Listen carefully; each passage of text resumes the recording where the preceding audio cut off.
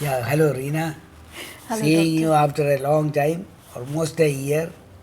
Yes, I think it's almost been 8 months. Okay. How was your life in US?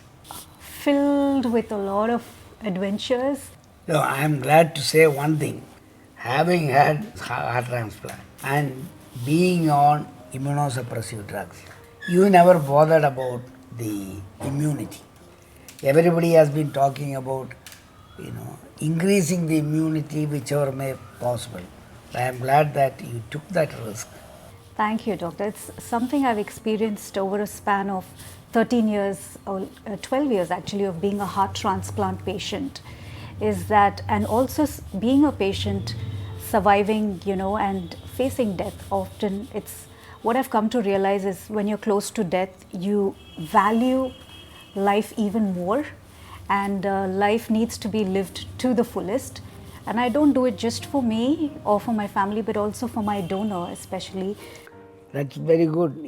That is the best philosophy. You have been a unique transplant patient. Because I know that the first transplant surgery you had 8 or 9 years ago. Yeah. Then later on you had your second transplant maybe 5 years ago. And that you at a time when not many people knew what exactly you have been suffering from. I don't think in this country anybody has heard of this vasculopathy arising from Yes, yes. the rejection phenomena plus the use of immunosuppression, steroid, etc., etc. Anyway, you went through that very boldly, having been on IABP, ventilator, ECMO. ECMO, all these Yeah. things for 3 days, and then getting a suitable donor and undergoing the retransplant, and then doing whatever you wanted to do in life, which other people, normal people won't do. I don't know how many people have jumped 13,000 feet. With the Or, tandem skydive, yes. yes. So, you had a very eventful life Yes. in one way. The other way, taking all the risks together, you had a very uneventful life.